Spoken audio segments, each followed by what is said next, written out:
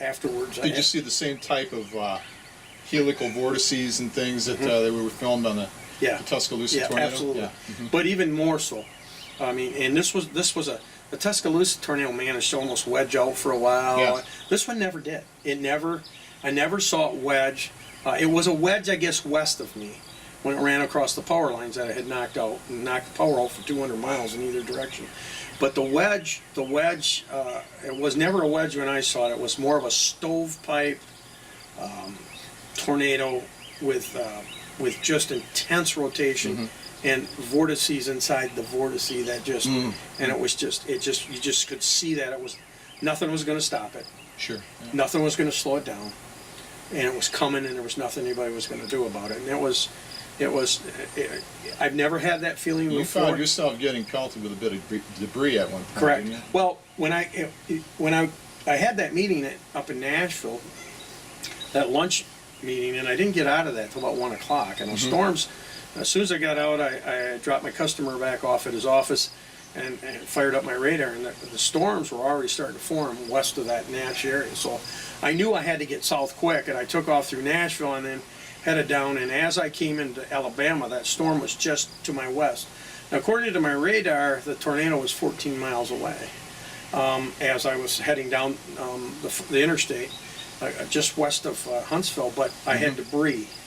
Just like in Parkersburg, Iowa, right. I had debris falling down around me on the freeway. So I knew this was a big, violent tornado, even before, other than the fact that I knew because of the conditions of the day. You didn't need if you never heard anything from the forecast that day, you would have known, because, that tornado was 14 to 15 miles away. And I'm talking debris. Roof shingles and big branches and insulation falling down around me and big pieces falling all over the interstate. So it was having had experienced that only one other time in my life with you in Parkersburg, where we had the big EF5, I knew that the updrafts on the storm had to be absolutely incredible to be able to pick up something that big, suspend it in the atmosphere as long as it did, and then dump it 15 miles to the east of the tornado. Yeah, that's scary. In fact, this, I got a little nervous before I got south of that storm. I kept thinking, man, is this radar update? Maybe a tower got outdated, and maybe this radar's late. Maybe that stupid thing is only 100 yards off. What could you see from visually? Were you able to get any idea of the structure visually, or any telltale clues? No, I had to core punch that thing.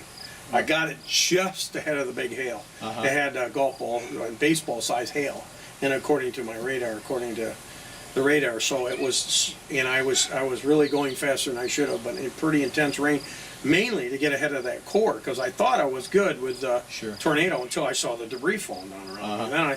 Then you never know. You don't know. Is it truly that far to the west yet, or is it just on the other Especially if side it's moving at 65 knots. Exactly, 65 knots. You don't know. And then when I managed to just come out of the storm, I could then see back far enough underneath to see the wall cloud. Okay. Yeah. And so once I cleared the rain, the debris was still coming down, but I managed to get up on an overpass, and the tornado the storm went right to my north, and so I managed to stop and actually get a very good view of it coming. And of course, it didn't take long to get there. So about 3 miles out on the other side of the interstate, all the way across to when I actually went north, caught up with it, and then headed back to the east and paralleled it for a while. I managed to have a pretty good visual on it. So I did see it hit the trucks on the freeway.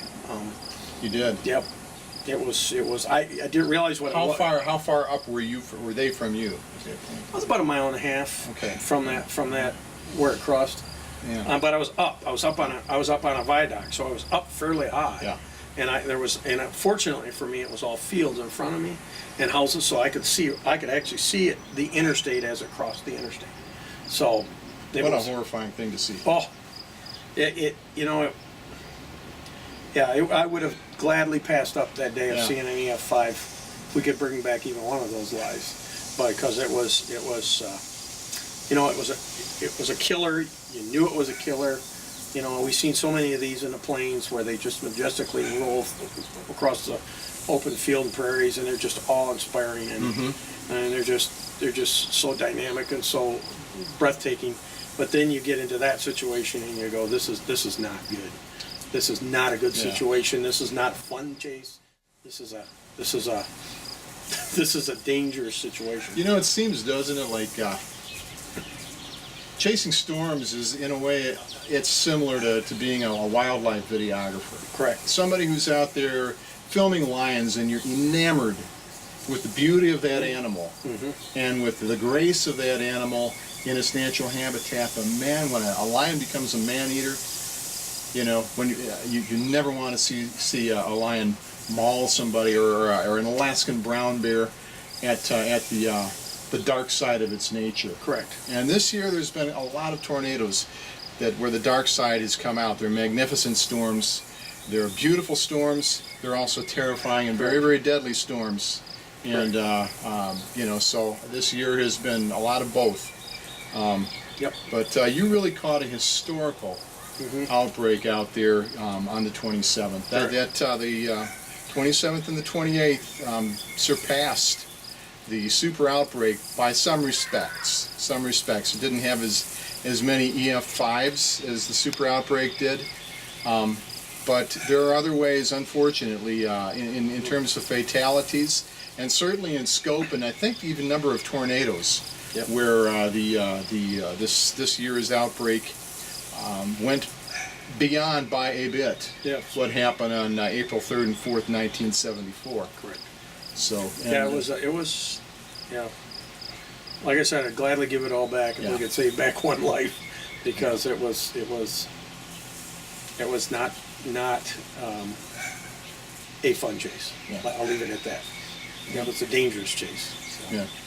I'm glad I had the experience I had to stay where I did, because the storms are moving so fast.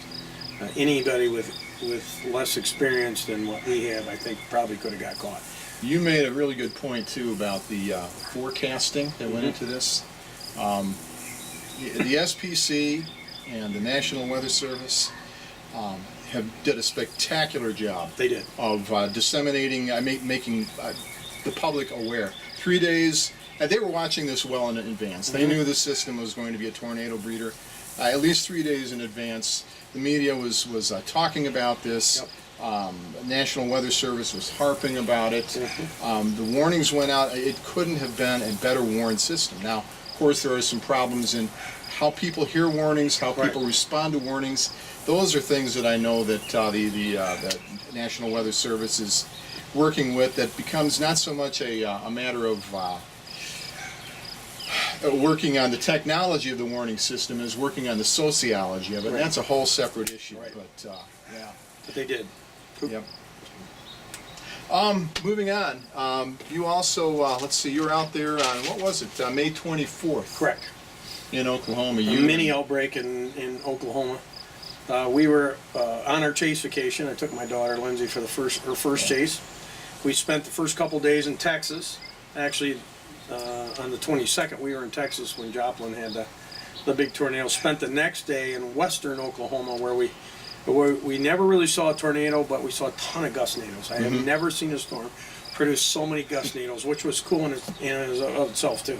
I mean, they're spectacular weather phenomenon too, and they were fun to watch, and we enjoyed those. Very cool. Yes.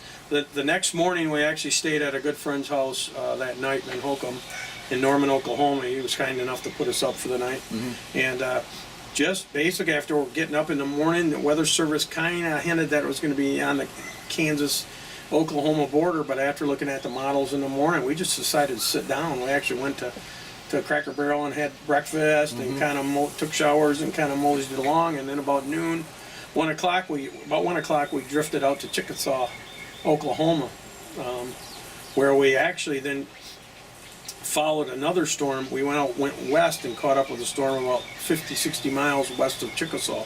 That storm went up north of the Chickasaw area by about 30 miles. We actually saw that storm develop from pretty much a cumulus cloud all the way to a major tornado producer. Produced a large wedge tornado, very rain wrapped. It was difficult to see. We came in 100 yards behind it. Debris was still falling down around us. When we got in there, we watched it leave us over the hill, road network was out there in such a way that we just couldn't get to.